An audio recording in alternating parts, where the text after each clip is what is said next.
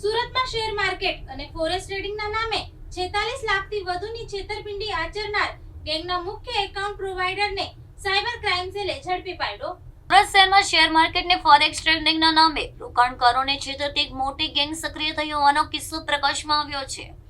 આ ટોળકીએ રોકાણકારોને ટૂંકા સમયમાં સારો નફો અપાવવાની લાલચ આપીને કુલ ₹46,16,000ની બાદબાર રકમની છેતરપિંડી આચરી હતી. ભોગ બનનાર નાગરિકોની ફરિયાદના આધારે સુરત શહેર સાયબર ક્રાઇમ સેલની ટીમે તાત્કાલિક ટેકનિકલ સર્વેલન્સ હાથ ધરી તપાસ શરૂ કરી હતી. સાયબર ક્રાઇમ સેલને આ તપાસ દરમિયાન એક મોટી સફળતા મળી છે, જેમાં છેતરપિંડી કરતી આ ગેંગના મુખ્ય એકાઉન્ટ પ્રોવાઇડરને ઝડપી પાડવામાં આવ્યું છે.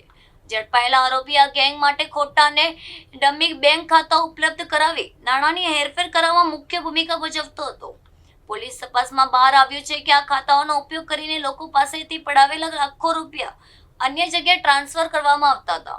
હાલમાં સાયબર ક્રાઇમ પોલીસે આરોપીની ધરપકડ કરી તેની પાસેથી ગુનામાં વપરાયેલા મોબાઈલ ફોન અને બેંક દસ્તાવેજો કબજે કર્યા છે.